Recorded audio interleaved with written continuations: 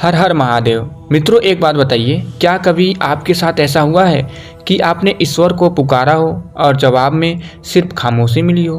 क्या कभी ऐसा लगा है कि आपकी परीक्षा खत्म ही नहीं हो रही हो?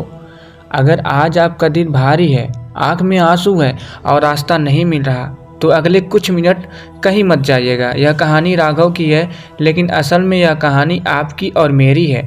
यह कहानी उस आखिरी उम्मीद की है जो तब जागती है जब सब कुछ खत्म हो जाता है। देखिए मित्रों, जब अंधेरा इतना गहरा हो जाए कि खुद का साया भी साथ छोड़ दे, तो समझ लीजिए कि अब रोशनी सूरज से नहीं, महादेव के त्रिनेत्र से होने वाली है। मित्रों, काशी के एक पुराने धूल भरे मोहल्ले में राघव नाम का एक मूर्तिकार रहता था। राघव के हाथों में जादू था। वह पत्थर को छूता तो पत्थर भी बोल उठते थे। लेकिन कहते हैं ना, जो दूसरों के लिए भगवान बनाता है, अक्सर उसकी अपनी किस्मत खाली रह जाती है। राघव की दुनिया उसकी 8 साल की बेटी सिया थी। सिया, जिसकी हंसी में राघव को उसके सारे कष्टों का हल मिल जाता था। लेकिन पिछले 6 महीनों से उस घर में हंसी नहीं गूंजी थी। सिया के फेफड़ों में एक गंभीर बीमारी थी। डॉक्टर ने साफ कह दिया था, ऑपरेशन करना होगा और खर्चा 5 लाख रुपए है। तुम्हारे पास सिर्फ 15 दिन है राघव। 5 लाख! राघव के लिए 500 रुपये बचाना भी मुश्किल था। वह दिन रात मूर्तियाँ बनाता, धूल फाँकता। छेनी और हथौड़े की चोट से उसके हाथों में छाले पड़ गए थे, लेकिन 5 लाख की रकम पहाड़ जैसी थी। वह हर रोज़ अस्पताल जाता, सिया के सिर पर हाथ फेरता। सिया ऑक्सीजन मास्क के पीछे से मुस्कुराने की कोशिश करती और टूटी फूटी आवाज़ में कहती, बाबा आप चिंता मत करो, आपके महादेव मुझे ठीक कर देंगे ना। सिया का वह भरोसा राघव के दिल को चीर देता था। वह बाहर आकर अस्पताल की सीढ़ियों पर बैठ जाता और आसमान की तरफ देखकर रोता। देखिए मित्रों, उसने हर रिश्तेदार का दरवाज़ा खटखटाया, हर दोस्तों के आगे हाथ फैलाए, लेकिन वक्त खराब हो तो अपने भी पराये हो जाते हैं। किसी ने मुंह फेर लिया, किसी ने बहाना बना दिया। राघव समझ गया था कि यह लड़ाई उसे अकेली लड़नी है। तभी शहर के एक बहुत बड़े सेठ ने उसे बुलाया। सेठ को अपने नए मंदिर के लिए भगवान शिव की एक आत्मकदम मूर्ति चाहिए थी। शर्त यह था कि मूर्ति में ऐसा भाव होना चाहिए जो आज तक किसी ने न देखा हो, साक्षात शिव का रौद्र और करुणा का मिलन। सेठ ने कहा, अगर 10 दिन में मूर्ति तैयार कर दी और मुझे पसंद आ गई तो मैं तुम्हें मुंह मांगी कीमत दूंगा, लेकिन अगर मूर्ति साधारण हुई तो 1 पैसा नहीं मिलेगा। यह राघव के लिए आखिरी उम्मीद थी। 10 दिन और एक विशाल मूर्ति, यह असंभव था। लेकिन एक पिता के पास ना कहने का कोई विकल्प नहीं होता। देखिए प्रिय भाइयों बहनों, इंसान की ताकत तब नहीं दिखती जब वह सब कुछ पा लेता है। उसकी असली ताकत तब दिखती है जब उसके पास खोने के लिए कुछ नहीं बचता, फिर भी वह खड़ा रहता है। देखिए, राघव काम पर लग गया। वह सोता नहीं था, खाता नहीं था। दिन रात बस ठक ठक ठक की आवाज़ गूंजती। उसके हाथ खून से लथपथ हो जाते, आंखों में नींद का नशा होता। लेकिन जैसे ही उसे नींद आती, उसे सिया का चेहरा याद आ जाता। बाबा मुझे घर जाना है। उसकी छेनी पत्थर पर नहीं, बल्कि उसकी अपनी किस्मत पर चल रही थी। 4 दिन बीत गए, मूर्ति का आकार उभरने लगा, लेकिन राघव के मन में शांति नहीं थी। वह शिव का चेहरा बना रहा था, लेकिन उसमें वह भाव नहीं आ रहा था जो सेठ को चाहिए था। वह बार बार बनाता, बार बार मिटाता। उधर अस्पताल से खबर आई कि सिया की हालत बिगड़ रही है। डॉक्टर ने कहा, राघव अब 15 दिन नहीं, शायद 5 दिन भी मुश्किल है। राघव सुन्न रह गया। अब वह दौड़ा दौड़ा अपनी अधूरी मूर्ति के पास गया। उसने हथौड़ा उठाया और चीख पड़ा, क्यों ले रहे हो मेरी परीक्षा महादेव? मैंने जीवन भर पत्थरों में तुम्हें तलाशा। आज जब मेरी बेटी की जान सांस के लिए तरस रही है तो तुम पत्थर बन गए हो। उस रात राघव पागलों की तरह रोया। वह मूर्ति के पैरों में गिर गया। उसके आंसू पत्थर के शिव के चरणों को भिगो रहे थे। देखिए मित्रों, प्रार्थना का मतलब यह नहीं कि हम भगवान से अपनी मर्जी मनवाएं।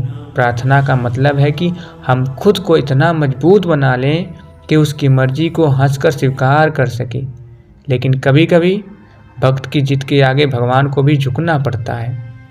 देखिए 8वां दिन राघव पूरी तरह टूट चुका था, शरीर में जान नहीं बची थी, उसे चक्कर आ रहे थे।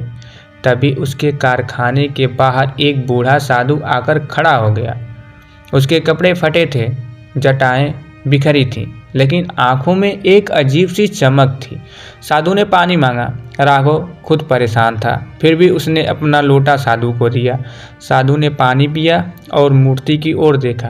बड़ी सुंदर काया गढ़ रहे हो, बाबा ने कहा, लेकिन इसमें प्राण नहीं है। साधु ने ऐसा फिर कहा। राघव ने झुंझलाकर कहा, मैं कोशिश कर रहा हूँ बाबा, लेकिन मेरा अपना प्राण ही संकट में है। मेरी बेटी मर रही है और मैं यहाँ पत्थर तराश रहा हूँ। साधु मुस्कुराया। उसने कहा, मूर्तिकार, शिव को सुंदरता नहीं चाहिए, शिव को पीड़ा चाहिए। तू पत्थर में वो भाव डाल रहा है जो तू सोच रहा है, पत्थर में वो भाव डाल जो तू महसूस कर रहा है। अपनी पीड़ा को इस पत्थर में उतार दे। शिव तो विष पाई है, वो तेरा दर्द पी लेंगे। इतना कहकर साधु चला गया, लेकिन उन शब्दों ने राघव के अंदर कुछ जमा दिया। अपनी पीड़ा पत्थर में उतार दे, ये सोचता रहा। राघव ने छेनी उठाई। इस बार उसने शिव का चेहरा एक भगवान की तरह नहीं बल्कि एक पिता की तरह बनाना शुरू किया। वह पिता जो जगत का रक्षक है, लेकिन जिसके भीतर संसार का सारा दर्द समाया है।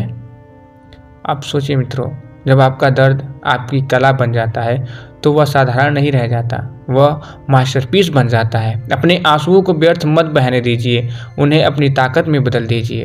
देखिए 10वां दिन आ गया। सेठ आया, साथ में कई विद्वान लोग थे। राघव ने कांपते हाथों से मूर्ति पर से कपड़ा हटाया। जैसे ही कपड़ा हटाया, वह सन्नाटा छा गया। वहाँ सेठ की आंखें फटी की फटी रह गई।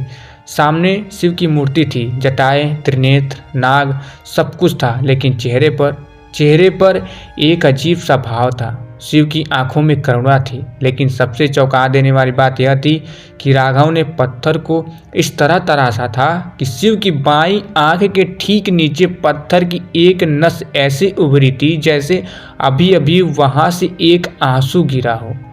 वह रोते हुए शिव की मूर्ति थी। सेठ गुस्से से चिल्लाया, यह क्या है राघव? मैंने तुमसे भगवान की मूर्ति मांगी थी और तुमने महादेव को रोते हुए दिखाया। क्या ईश्वर रोता है? यह अपशकुन है, मैं इसे नहीं लूँगा, यह खंडित है। राघव के पैरों तले जमीन खिसक गई।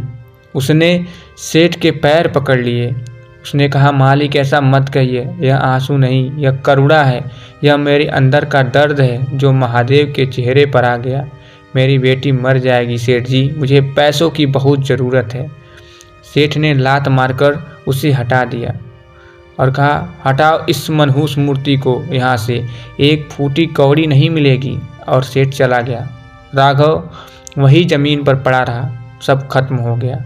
सिया, उसकी बेटी, उसकी नन्ही सिया अब नहीं बचेगी। उसने एक लोहे की राड उठाई। जिस शिव को उसने खून पसीने से बनाया था, आज वह उसे ही तोड़ने जा रहा था। उसने कहा, नहीं चाहिए मुझे तुम्हारी राय और तुम्हारी दया। अगर तुम मेरी बेटी को नहीं बचा सकते तो मुझे तुम्हारी कोई ज़रूरत नहीं है। जैसे उसने राड उठाई, तभी पीछे से एक आवाज़ आई, रुक जाओ। राघव ने पलट कर देखा। एक बहुत ही साधारण सा दिखने वाला आदमी खड़ा था। उसने शायद सेठ के साथ आते वक्त बाहर ही इंतजार किया था। वह एक बड़ा ही आर्ट कलेक्टर था जो सेठ के साथ आया था, लेकिन चुप था। वह आदमी आगे बढ़ा और मूर्ति के करीब गया। वह उस आंसू को एकटक देखता रहा। उसकी आंखों से खुद आंसू बहने लगे। उसने राघव की ओर देखा और कहा, मूर्तिकार, लोग पत्थरों में भगवान ढूंढते हैं, लेकिन तुमने भगवान में इंसान को ढूंढ लिया। मैंने दुनिया भर की कला देखी है, लेकिन आज तक किसी ने पत्थर को रुलाया नहीं है। यह शिव इसलिए रो रहे हैं क्योंकि वो तुम्हारा दर्द महसूस कर रहे हैं। यह रुद्र का करुण रूप है। उस आदमी ने राघव के हाथ में एक चेक थमाया। राघव ने देखा, रकम 5 लाख नहीं 20 लाख थी। राघव हकलाया, लेकिन सेठ जी ने तो। उस आदमी ने कहा, यह मूर्ति मंदिर में नहीं, मेरे घर के आंगन में लगेगी, ताकि मैं रोज याद कर सकूं। ईश्वर सिर्फ वरदान देने के लिए नहीं, हमारे साथ रोने के लिए भी है।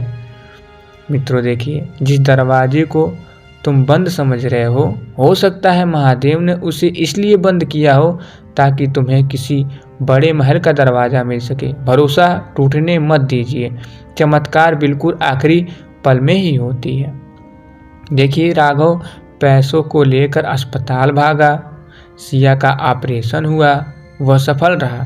जब सिया को होश आया तो राघव ने उसे गले लगा लिया। सिया ने धीरे से पूछा, बाबा क्या महादेव ने हमारी बात सुन ली?